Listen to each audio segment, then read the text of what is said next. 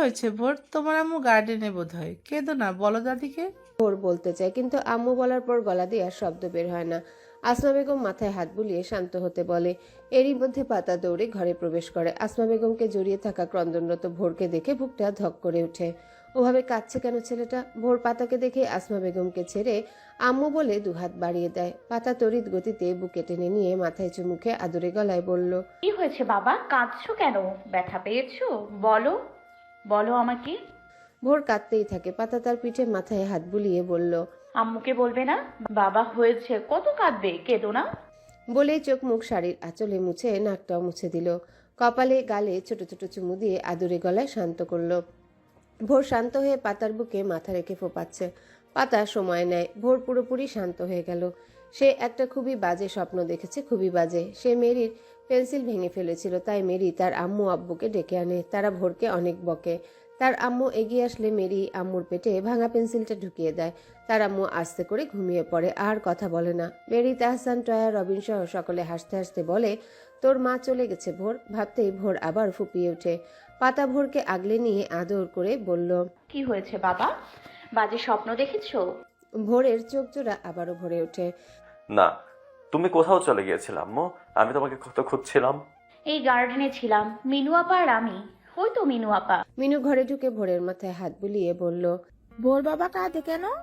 ভোর কিছু বলে না, শক্ত করে পাতাকে জড়িয়ে রাখে। আসমা বেগম গম্ভীর গলায় পাতাকে বলল, বড় বউ, ছেলেটাকে এভাবে রেখে কোন কাজ উদ্ধার করতে গিয়েছিলে শুনি? কেঁদে কেঁদে দম বন্ধ হবার জোগাড়। খেয়াল রাখতে জানো না? আসলে মাও ঘুমিয়েছিল, তাই এই বাগানে একটু হাঁটাহাঁটি করছিলাম। আর আর হবে না। রূপ ধীরে ধীরে এগিয়ে এসে ভোরের গা ধরে উঠে দাঁড়ালো। পাতার দিকে হাত বাড়িয়ে ডাকে, মা, আম্মা। সবাই তার দিকে চায়। পাতা এক হাতে তাকে ধরে, পড়ে না যায়। ভোর আর চোখে সেটা দেখে চটকা মেরে সরিয়ে নেয়। রূপ বিছানায় বসে পড়ল হাসতে হাসতে। সাথে সবাই হাসে। ভোরের ঠোঁটের আগায়ও হাসি ফুটে উঠতে চায়, কিন্তু রূপের আবার পাতাকে মা আম্মা ডাকায় হাসি বন্ধ হয়ে যায়। পাতার গলা জড়িয়ে গম্ভীর গলায় বলল, আমার আম্মু, তোমার না, তোমার আম্মুর কাছে যাও। রূপ তার কথা শুনে কেঁদে উঠল পুনরায়। আসমা বেগম তাকে কোলে তুলে নেয়। রূপ হাত পা ছুটতে থাকে। পাতার দিকে চেয়ে মা আম্মা বলে কাঁদতে থাকে। হাত বাড়িয়ে দেয় তার কাছে যাবে। ভোর চোখ রাঙায় তাকে। পাতা রূপকে নিতে চাইলে ভোর কিছু বলে না। পাতাকে ছেড়ে কমফোর্ট দিয়ে আপাদমস্তক ঢেকে শুয়ে পড়ল। মিনু ডাকে শুনে না। পাতা আসমা বেগম ডাকে তবুও শুনে না। এদিকে রূপ কাঁদছে। আসমা বেগম রূপকে নিয়ে বেরিয়ে যেতে যেতে বলল, কি হিংসুটে ছেলে তুমি ভোর। রূপ তোমার ভাই হয়। এমন করলে রূপ তোমাকে ভাই বলে ডাকবে না।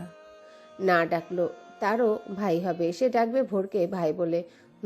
ভেবেই ভোর কমফোর্ট সরিয়ে উকি দেয়। মিনু তার কাণ্ড দেখে হাসে। পাতা কপালে ভাঁজ ফেলে ছোট ছোট করে চায়। ভোর গাল ফুলিয়ে বলল, আমার আম্মুকে ও কেন মা বলবে? বললে ওর ওই একটা দাঁত ফেলে দেব। পাতা হেসে দিল। পুরো বাবার কার্বন কপিয়ে ছেলে।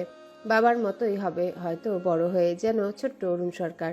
পাতা বিছানায় বসে ভোরের গাল টেনে দেয়। ভোর মিষ্টি করে হেসে পাতার কোলে মাথা রেখে শুয়ে পড়ে। লাভস ইউ সো মাচ আম্মু। পাতা হাসে। অরুণ সরকারের মতো কপি করে গম্ভীর গলায় বলল। মিঠু বাবা। মিনু ও ভোর খিলখিলিয়ে হেসে উঠল তার বলার ভঙ্গিমা দেখে। পাতা নিজেও হাসলো। শুনশান নীরবতা বিরাজ করছে রুম জুড়ে। কোনো সারা শব্দ নেই, শুধু ঘূর্ণায়মান ঘড়ির কাঁটা টিকটিক শব্দ। রাতের পোকার ডাক শোনা যায়। ঘুটঘুটে অন্ধকারে পূর্ণ চাঁদের ম্লান আলো ছড়িয়ে পড়েছে সর্বস্ব। বাদুরের পাখা ঝাপটানোর ক্ষীণ আওয়াজ ভেসে আসছে মাঝে মাঝে। পাতা নিজ ঘরে ভোরের পাশ ঘেঁষে বসে খাতা দেখছে। বিড়াল শাবকটি খাতার উপর শুয়ে পাতাকে পর্যবেক্ষণ করছে। তাকে ছেড়ে দিয়েছে, বকছে না, কাছে ঘেঁষতে দিয়েছে। এতেই যেন সে অবাক। ভোর হাঁ করে ঘুমিয়ে। ঘরে আর কেউ নেই। ভয়ে পাতার হাত পা ঠান্ডা হয়ে আসছে। ঘরে সে, ভোর আর এই হতচ্ছাড়া বিড়াল। এদিকে রাত 11টা পেরিয়ে গেছে। লোকটা এখনো আসছে না কেন? তখন তো বলেছিল তাকে হেল্প করবে খাতা দেখতে। তাই পাতা ধীরে ধীরে কয়েকখানা খাতা দেখে অরুণ সরকারের প্রহর গুনছিল। অথচ লোকটা ধোকা দিল। এখনো খবর নেই। এখন এতগুলো খাতা কিভাবে দেখবে সে? খাতার দিকে তাকিয়ে তার কান্না ও ঘুম একসাথে আসছে। কেন যে আলসেমি করে খাতা দেখলো না? গত 1 বছরে তার সাথে এমনই হয়েছে। খাতা সাবমিট করার আগের দিন লতা আপু লবু ভাইকে অনুরোধ করে খাতা দেখে দিতে বলতো। তারা পাতাকে বুকে ঝোঁকে খাতা দেখে দিত। মাও সাহায্য করত। এখন তো তারা নেই। কে উদ্ধার করবে পাতাকে? ওই নাকুচু ম্যানারলেস লোক, যার কিনা খবর নেই। ফোন দিয়েছিল, সে বলে কিনা বিজি আছি, পরে কল করছি। রাগে দুঃখে পাতা নিজেই খাতা দেখতে বসেছে। 11:30 বাজে। অনেকগুলো খাতাই দেখেছে পাতা। ক্লাস 4, 5, 2 এদের গুলো দেখা শেষে নাম্বার তোলাও হয়ে গেছে। শুধু নার্সারি মানে ভোরদের খাতা দেখা বাদ আছে। এগুলো জলদি হয়ে যাবে। শুধু একটা শীট, তাতেই কোশ্চেন, তাতেই অ্যান্সার। পাতার কাদো কাদো মুখশ্রীতে খানিকটা খুশির দেখা মিলে। একটা খাতা দেখা হলেই হঠাৎ দরজা খোলার শব্দ হয়। পাতা ভয়ে কেঁপে উঠল। হাত থেকে লম্বা বলপেন পড়ে যায়। অরুণ সরকারকে ঢুকতে দেখে জানে পানি ফিরে পায়। বুকে থুতু দিয়ে পুনরায় খাতা দেখে মনোযোগ দিল। কথা বলবে না লোকটার সাথে। অরুণ স্বভাবসুলভ ঘরে ঢুকে ব্লেজার, কোটি, টাই, শু মুজো খুলে ছুটতে থাকে। শার্টটাও খুলে ছুঁড়ে বলল, উফ, আজ সারাটা দিন ব্যস্ততা কেটেছে। কলেজাটা ঘুমিয়েছে? বলেই নিজের কাজে মনোনিবেশ দিল। অরুণ ঘাড় ফিরিয়ে পাতার দিকে চায়। গাল ফুলিয়ে খাতা দেখছে। অরুণ ব্যস্ত মস্তিষ্কে উদয় হয় পাতাবাহারের খাতা দেখার জন্যে। সে হেল্প করবে বলেছিল। মেয়েটা নিশ্চয়ই অপেক্ষায় ছিল। অরুণ বিছানায় বসে বলল, অনেক ব্যস্ত ছিলাম অফিসে, চাইলেও আসতে পারছিলাম না। বুঝতে পেরেছি। অরুণের মনটা খারাপ হয়ে যায়। মেয়েটা অভিমান করে বসে আছে, কিন্তু সত্যি তার কিছু করার ছিল না। গয়না ডেলিভারি নিয়ে গন্ডগোল বেঁধেছিল, এখনো সলিউশন হয়নি। ব্যাপারটা পুলিশ অবধি গড়িয়েছে। অরুণ দীর্ঘশ্বাস ফেলে। শরীরটা চলছে না তার, অনেকটাই ক্লান্ত সে। খিদেই পেট চুচু করছে। সে টি শার্ট ট্রাউজার নিয়ে ওয়াশরুমে যায়। গোসল করে বেরিয়ে আসে। মাথায় তোয়ালে চালাতে চালাতে পাতার উদ্দেশ্যে বলে। খেয়েছো? পাতা মাথা উঁচিয়ে যায়। সবার সাথেই। ও আচ্ছা। বলেই ঘর থেকে বেরিয়ে যায় মলিন মুখে। আকুপাকু মনটা কোথাও একটু ভেবেছিল কেউ তার অপেক্ষায় আছে না খেয়ে। কিচেনে ঢুকে ফ্রিজ থেকে রুটি ভাজি বের করে ওভেনে দিল। চুলা জ্বালিয়ে একটাতে দুধ গরম ও অন্যটায় কড়াই বসিয়ে তেল দিল। একটা ডিম বের করে অল্প লবণ দিয়ে পোচ করে নিল।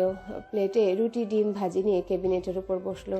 রুটি ছিঁড়ে যেই না মুখে তুলবে কেউ ডাকলো। অরুণ খানিকটা হেসে অল্প রুটি ও ডিম ছিঁড়ে ক্যাবিনেটের উপর রেখে বলল, খাও পাতাবাহার, আজ তুমি আর আমি ডিনার করবো একসাথে।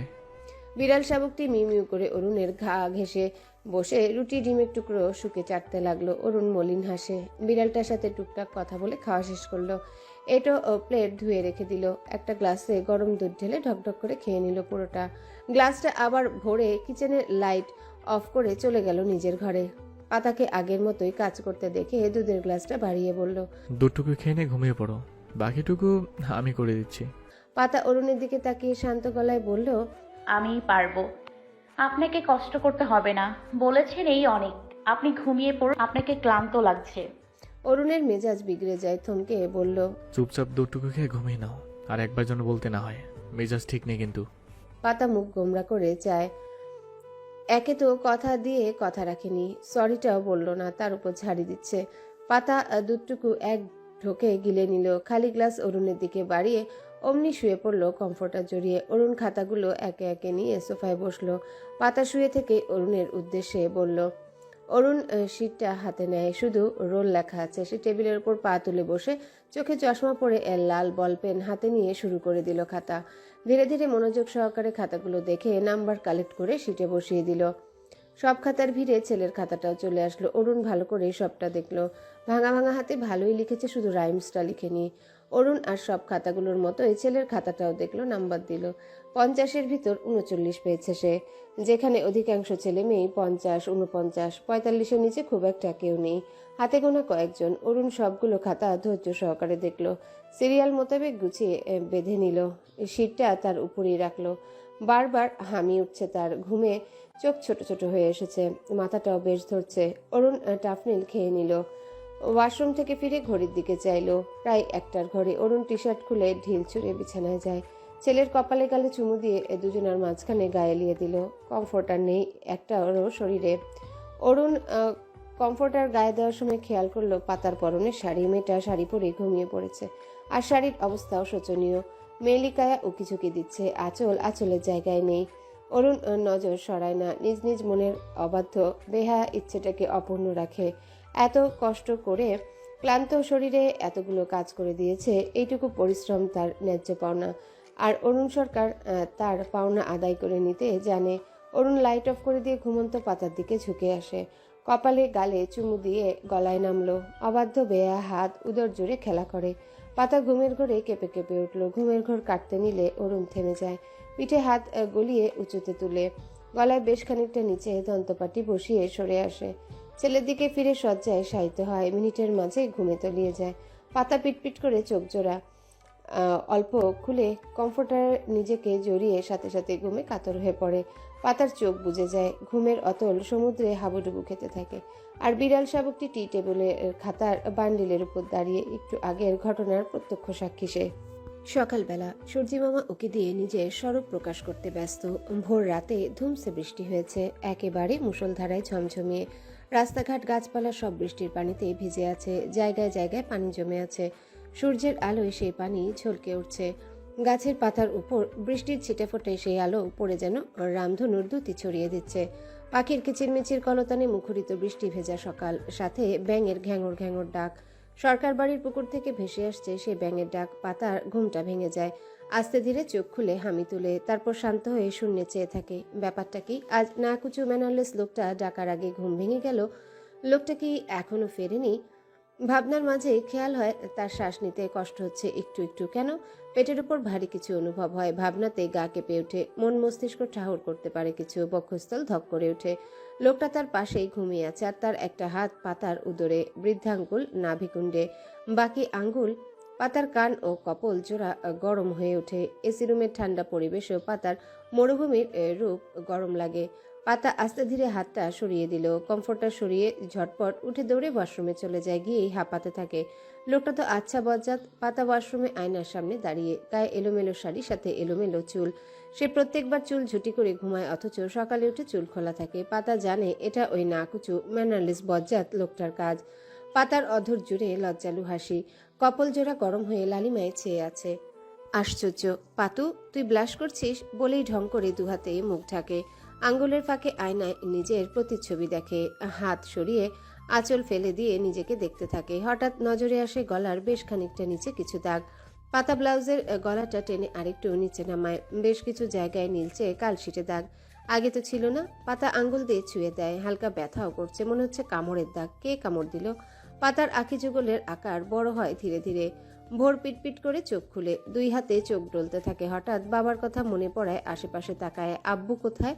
আসেনি রাতে? ভাবতেই কান্না পায়। সে উঠে বসলে দেখতে পায় বাবা ঘুমিয়ে আছে। ভোরের মুখে হাসি ফুটে উঠল। সে বাবাকে সোজা করে শুইয়ে দিয়ে পেটের উপর বসলো, গালে হাত বুলিয়ে মিষ্টি করে ডাকলো। অরুণ ঘুমের ঘোরেই বলে। ভোর হেসে বাবার ঠোঁটে চুমু খায়, গালে কপালে চুমু দিয়ে নাকে শক্ত করে কামড় বসিয়ে দেয়। অরুণ মুখশ্রী বিকৃত করে চোখ খুলে ভোর খিলখিলিয়ে হেসে উঠল। সেই প্রাণখোলা মিষ্টি হাসির ফোয়ারা অরুণ শান্ত চোখে দেখে। ইস, আজকে সকালটা এত মিষ্টি কেন? অরুণ ভোরকে বুকে টেনে গালে মুখে আদর করে পেটে দাড়িযুক্ত মুখ ঘষে দেয়। ভোর কুকড়ে যায়, সাথে হেসে কুটি কুটি। অরুণ থামে, বালিশে মাথা এলিয়ে দিল। মাথাটা বেশ ধরেছে, যন্ত্রণায় ছিঁড়ে যাবার উপক্রম। সে ফজর ওয়াক্তে উঠেছিল, কিন্তু বৃষ্টি হচ্ছিল দেখে বাড়িতে নামাজ পড়ে গা এলিয়ে দিয়েছিল। ভোর বাবার মুখের সামনে মুখ এনে জিজ্ঞাসা করলো,